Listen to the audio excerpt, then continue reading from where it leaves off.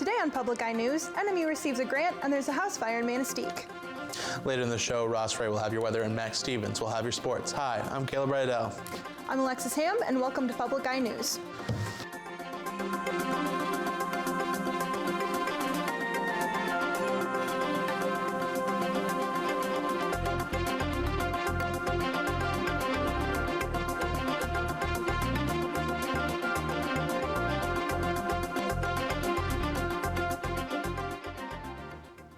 Yesterday, Northern Michigan University received close to $135,000 grant to aid in the expansion of the Anishinaabe language courses offered currently.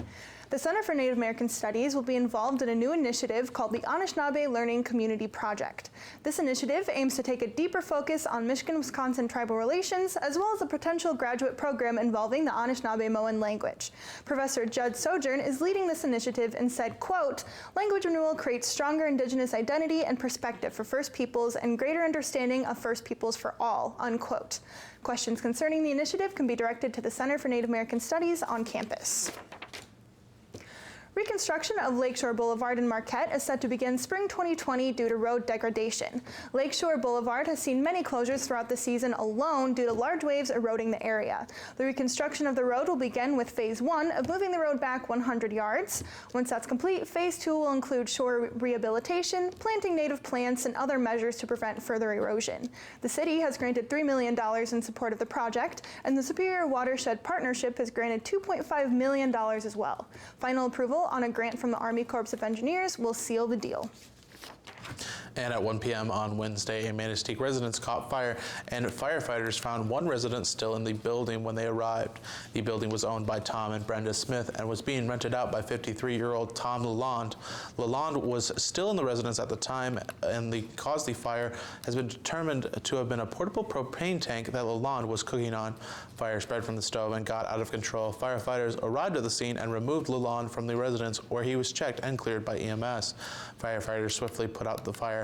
Heavy smoke and fire damage occurred to the house, but no one was injured.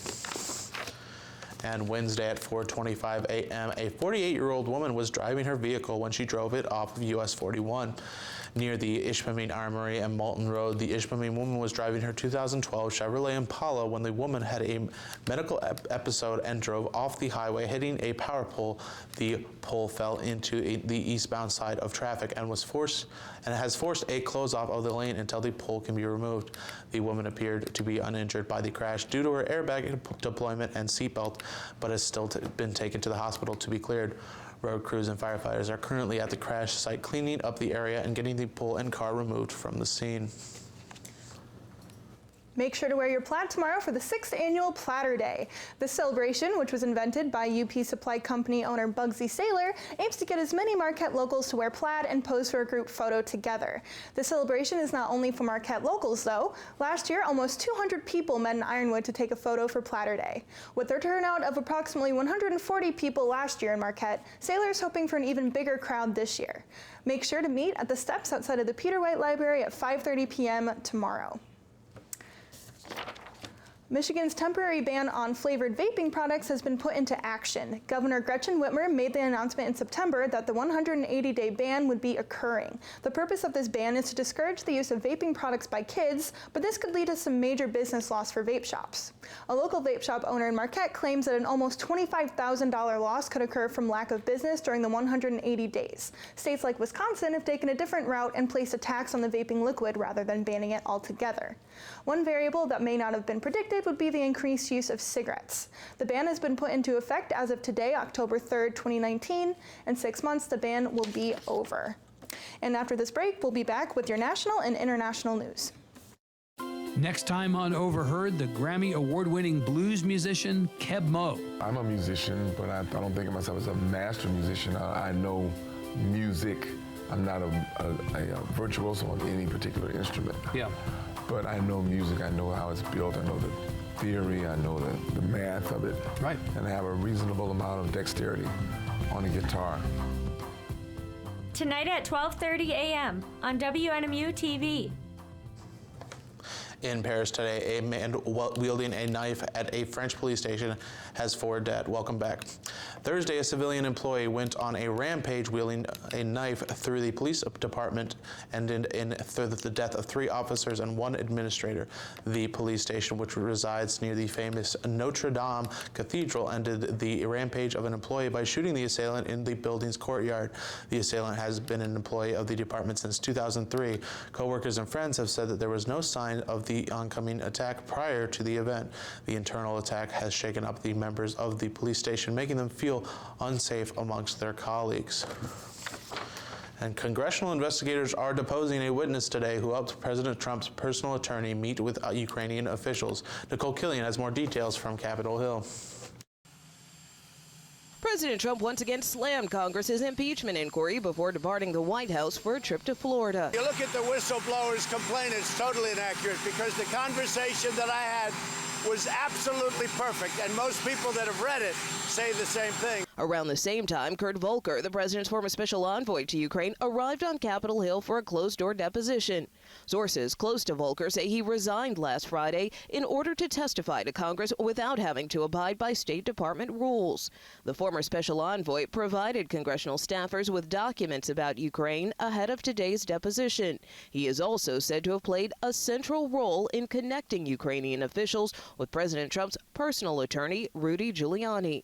Rudy Giuliani also appears to be at the center of documents the State Department's Inspector General brought to Congress Wednesday. Whoever put it together was attempting to advance exactly the storyline that Mr. Giuliani would like to be advancing. The packet was delivered in an envelope with calligraphy lettering and claimed to be from the White House. It reportedly contained conspiracy theories and other unproven claims about Biden, his son, and former U.S. Ambassador to Ukraine, Marie Yovanovitch, whom President Trump criticized in his phone call with the Ukrainian leader. I heard very, very bad things about it for a long period of time. Not good. Giuliani says at least some of the documents in the packet were from him. The Ukrainians brought me substantial evidence of Ukrainian collusion with Hillary Clinton, the DNC, George Soros' company. Yovanovitch, who was removed as ambassador in May, is scheduled for her own congressional deposition next week. Nicole Killian, CBS News, Capitol Hill.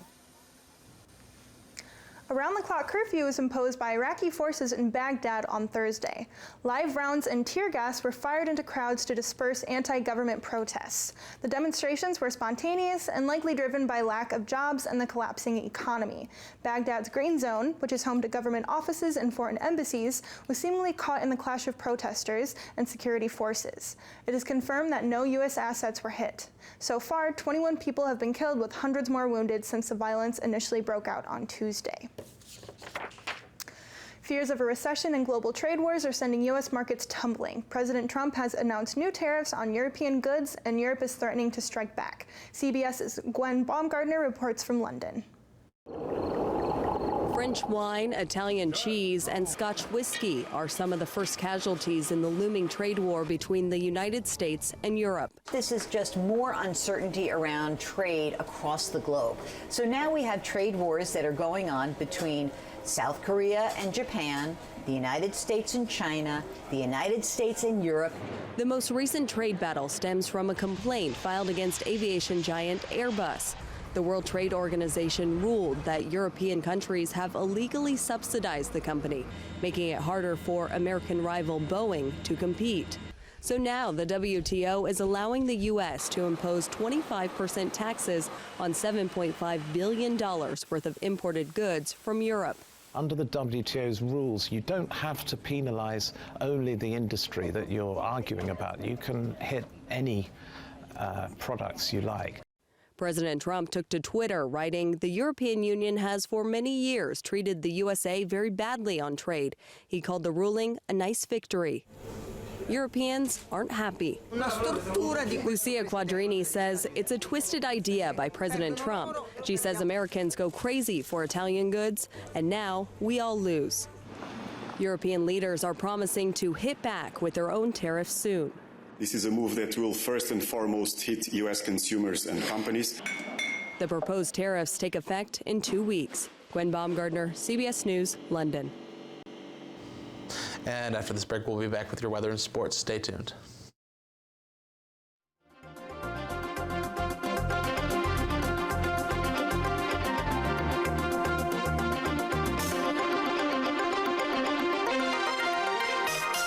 In an explosive era, journalist Ruben Salazar challenged the status quo and gave voice to a new movement. When he began to talk about what he really felt about things, people were shocked.